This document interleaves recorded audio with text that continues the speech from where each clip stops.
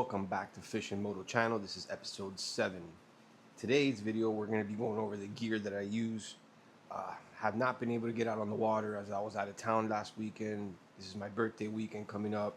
Wife's taking me somewhere on the beach. I don't know where, it's a surprise, so I will be trying to make a video at least surf fishing this weekend, but I don't know where I'm going, so it's hard to do a little bit of research and see what I need. But I will be trying to at least put out a fishing video this weekend, and then if not 100% when I get back, I'll get back on the boat and start going around my area. But I figure for today I just go over the gear that I use.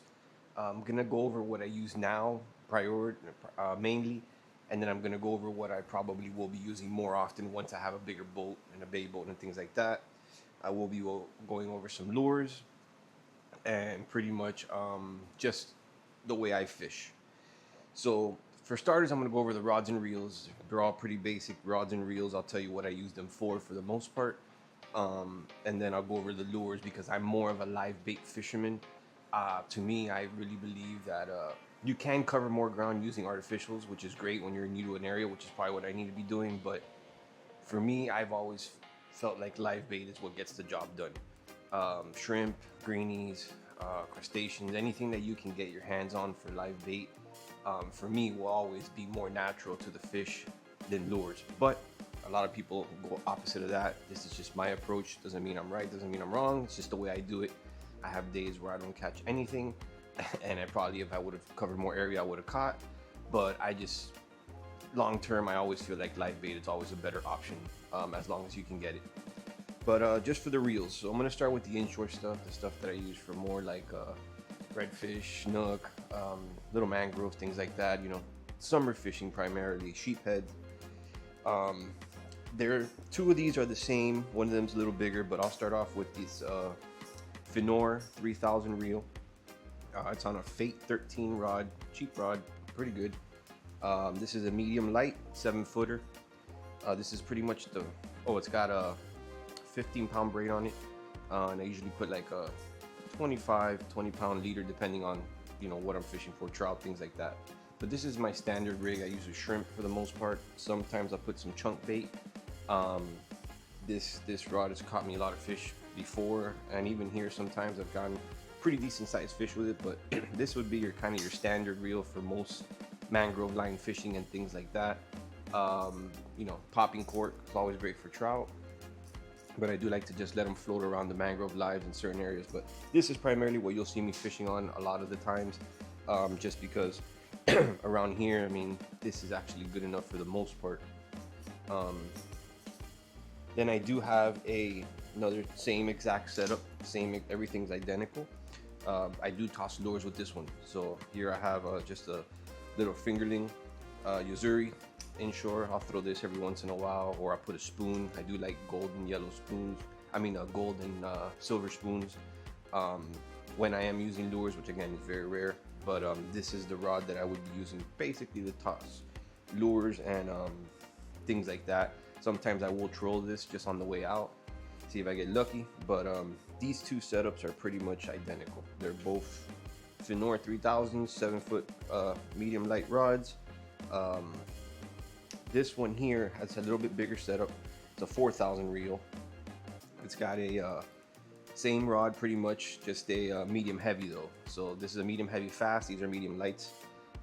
This one is more, even though I have this lure on it because I was throwing it around the ponds here. Normally I would throw a little bit heavier lures on this, or like if I had live bait, this would be the reel that I would go to throw like live greenies, crabs, things like that for the inshore setup. Or if I'm dropping like for sheephead, I'd use this with a little knocker rig or whatever type of rig I'm using. But this is 20-pound test, and the leader depends. It could be anywhere from 25 to 35. I've even put 40 on it. But this is basically for a little bit bigger stuff. If I do see there's big fish in the area, then I will sometimes transfer the cork and things to this rod, but it just depends on the situation. This here would be my Daiwa BG 4500. This is it's on a Daiwa rod. I mean, this is kind of for if I see a big snook or something really big. I'll bring this out. I always carry it with me, usually with a cork or just some live bait. I always try to carry this just in case you see a really big fish swimming around. This has more than enough power, big tarpon, things like that. So this will always be ready to go on the side. I barely ever use it inshore, but it's always there rigged, sometimes with a cork, sometimes with just a circle hook on it. Just, you know, if I have live bait, greenies and things like that, just waiting to see if I see a big fish, I have this there and I'll toss it at it. But primarily in the future, I'll probably be using this for tarpon. For big tarpon, it might be a little bit not sufficient, but you know, for now, this is what I'll be using until, again, I get the bait boat, and then I can maybe upgrade to 8-foot rods and things like that. But for now, that's my primary inshore setup. Those are the 4 rods you'll probably see me fishing with until you see me on another boat. So if you see me in this boat, I'm fishing these 4 rods, primarily these 2 and this one here, like I said. But that is my inshore setup that I've been using now for most videos. On this side here is what I have to use primarily when I go a little bit offshore, or, you know, once I get a bait boat that I can fish the Boca Grande and things like that. 2 of these are pretty much snapper rigs and grouper rigs. You know, this is a Penn Fierce 6000. This is a Tiger Light medium heavy 6'6" rod. This has a, I believe it's 30-pound test on it. So I use 30-pound mono, excuse me. I use this drop down for snappers, groupers, you know, things like that. Even if I was near shore and I was maybe trying to toss at permits and things like that, I could get away with this. But yeah, this is just this reel and this reel. This is really my big dog. It's a Penn Battle. I believe this is an 8,000. This is a, forgot, haven't used it in such a long time. 7,000, excuse me. With a same Tiger Light. Best rod for the money you can buy. I feel like these Shakespeare jigging rods are the best. This one is rated for 50 to 100 pound, 6'6". This is 50-pound braid. So this is really what I would drop down if I'm really fishing for big groupers and just bottom fishing for big fish. I used to use this a lot in Miami when I fished out there, but obviously out here, this has just been sitting on the burner for a while until I can get back out there. And again, these are just setups I have. I used to have a bunch of more like trolling rods and things like that, but I got rid of a lot of them. And just kept basically what I would be using here for the most part, and then eventually I will upgrade once I have the bait boat accordingly. But most of this stuff will work even when I do get the bait boat, because it's not, you don't need much more than this. This is like my surf. This is my surf rod. Same Daiwa BG 4500, 8-foot rod. This has 30-40 pound braid on it. I just literally use this when I go beach fishing. I don't really like too much of these rods that break in half, but for surf fishing it is great, you know, for traveling and things like that. And then once I'm done, I just take this reel off, and then I'll put this on a different rod that I have back there, more for you know, kind of like this setup here, where I can use it for tossing for tarpon and things like that. So, but like this weekend, if I do go and I end up surf fishing, this is a reel, and the rod setup you will see me using.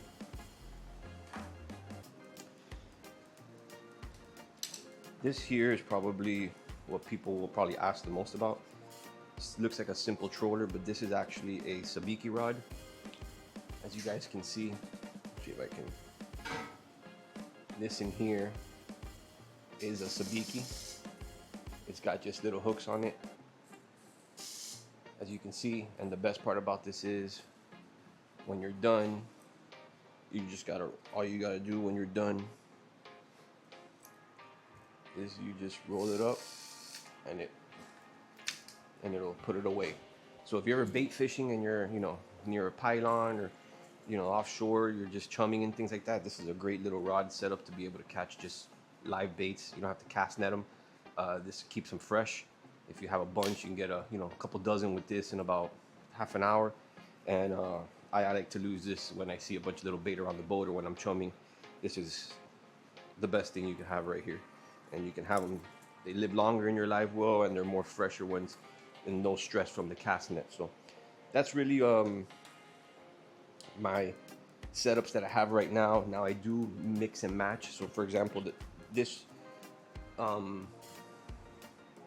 this Okuma that I just barely ever use, if I do Spanish mackerel fish, which I'll show you the setup that I use for that, I pretty much take this off of here and I'll put it on another rod that I have back there, because all you need to troll for Spanish mackerel is just simple setup like that, just a trolling reel, trolling rod. You can even do it with a spinner, but I don't like to. I just use those, and I'll show you the setup that I use now when I start showing you the lures.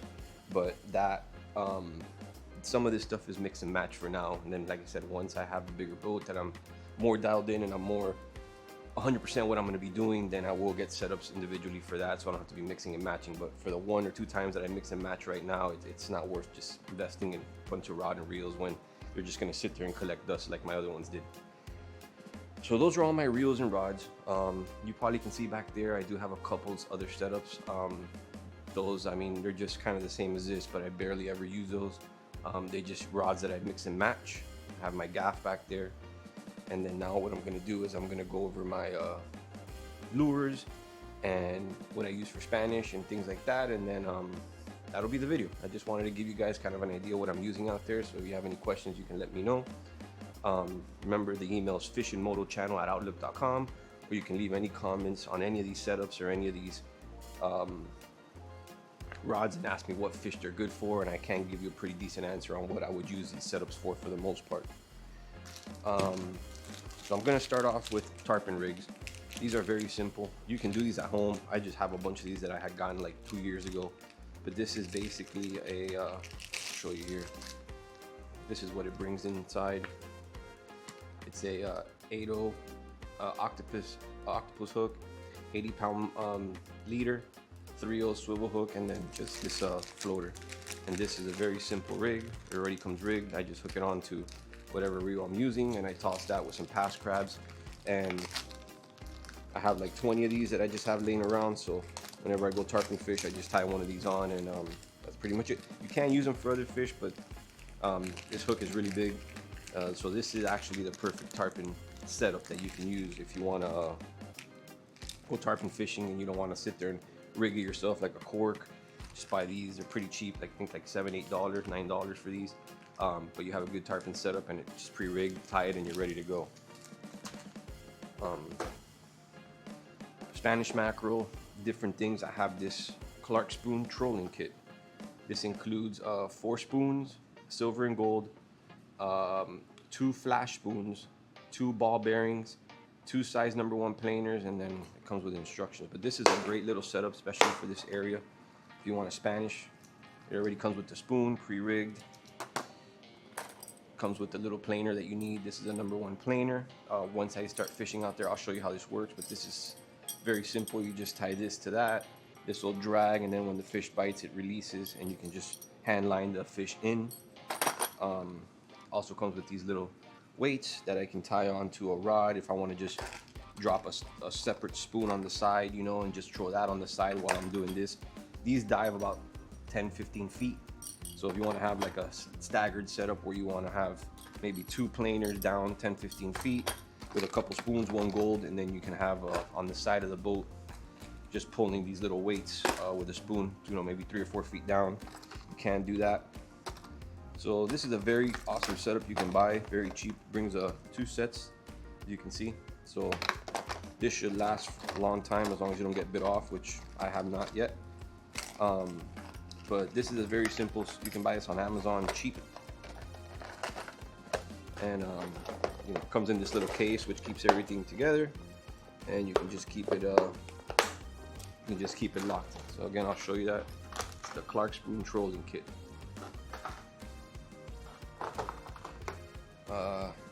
So this is a little bird that I used to have from my offshore rigs. When I'm Spanish fishing, I will throw this off the back. It's just a simple little bird that just kind of makes it seem like there's a bird on top of the water splashing. Now I know people are gonna look at me like I'm crazy, and I probably am, but I have it, so I might as well use it. And believe it or not, this does work. You know, if there's anything 15-20 feet down and they're swimming by and they look up and they see this scatting on the water, they're gonna come see what's going on. And if my spoons are right next to it, this is a easy, simple way to just bring fish up. And if you're near beach fishing for kings and things like that, I always put one of these out, you know, same concept. So if you do have one of these laying around, just rig it very simple and use it, because I'm telling you, it works. All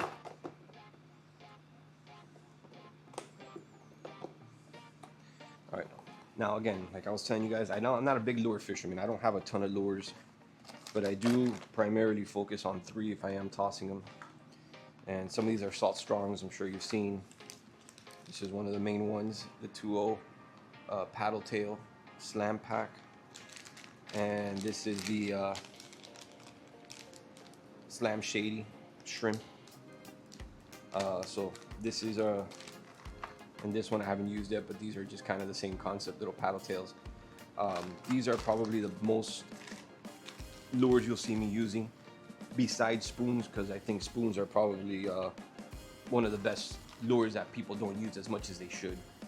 They reflect the shininess, they look like greenies, and they're great. But these are the 3 main ones that you'll see me using out there if you do see me lure fishing, which again, it's very rare, but there will be some days where there's just no live bait anywhere and I have no choice.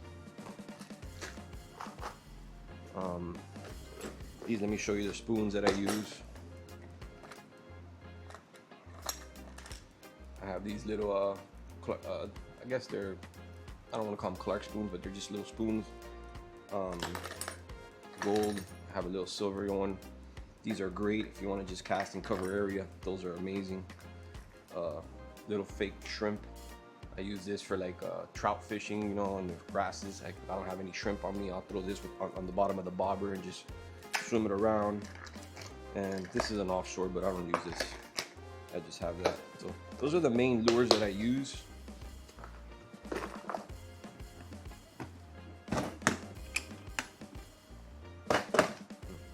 I do have this little paddle tail. I forgot the Mulletron or something like that. I forgot what it's called. This good thing about this is weedless. So when you do put the hook in, the hook's hiding, and this is a good lure you can use too as well. Caught some good fish with this, but beside that, I mean, that's pretty much my whole setup. I mean, I know it looks very minimal, but one thing I've learned in the years of fishing is that the more you buy doesn't mean the more fish you're gonna catch. You need to find stuff that works and then use that more and more. So I don't need to have 150 lures.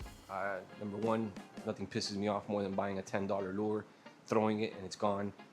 It's just like, I don't like it. So for me, I'd rather spend $10 on live shrimp, and you know, I feel like I'm gonna waste them, and I don't feel as bad as losing a $10 lure that I used like one time and it was gone.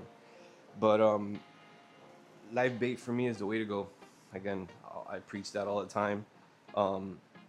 So I just have enough lures to keep me if I don't have anything to do for that day, or any live bait, then I can use all this stuff that I've shown you to be able to catch the fish that I'm looking for. But primarily I usually have some type of live bait, or even with this rod right here. Sometimes I'll cut ladyfish, you know, chunks of ladyfish, which is very thick out here sometimes. Chunks of ladyfish, and use that against the mangrove on like high tides and catch some big redfish with that. So there's always a way to get it done. For me, I don't think lures are, you know, you need them. They're good for certain applications. Like for mackerel, the Clark spoons, the best thing. There's no reason to use anything else if you want to catch Spanish mackerel, and they're around and you have a Clark spoon, you're gonna catch them. Same thing as king, believe it or not. I have some bigger rigs there that once I start doing a little bit more near shore stuff, I'll show you those rigs. But those big spoons are great for kings on a big planer. So there's certain things that they do work for, but inshore for me, you know, I'd rather just go with some live bait and cover some ground that way. And if I catch, I catch. If I don't, I don't. I do not want to sit there and throw lures all day for 5 hours. It just, for me, it doesn't appeal. And again, I'm not trying to go against anybody that, you know, loves lures. Some people love lure fishing, and the thrill and the hunt is great. For me, personally, this is the way I like to fish. But that's pretty much it. That's my setup for now. Like I said, I will be upgrading here hopefully in the next 6-7 months, and then once I do that, I'll probably be able to upgrade some gear and, you know, to cater more to what I'm going to be doing. But I appreciate you guys listening to me. You know, thank you if you are not following, like or subscribe, you know, it's okay. I'm not gonna be one of those people that sit here, hey, please like and subscribe. Like if you can, it's great. If you don't, I just do these to kind of help. And if somebody sees it, one person that it helps, it's good enough for me. You know, whatever comes in the future, I leave it in God's hands, and that's it. But next video, like I said, I'm gonna try to fish out in the surf this weekend. I don't know where I'm going, but wherever I'm at, I'm gonna try to make a fishing video. And then, you know, the motor stuff will continue going on. That's a little easier to make just because I can go eat lunch and just make a video out of that. But the fishing is kind of this time of year where it gets a little sketch.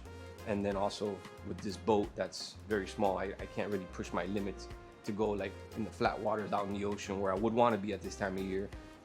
So it's a work in progress, but appreciate you all for listening to this. And again, any questions, comments, fishandmotochannel.outlook.com. But thank you guys, and see you on the next one.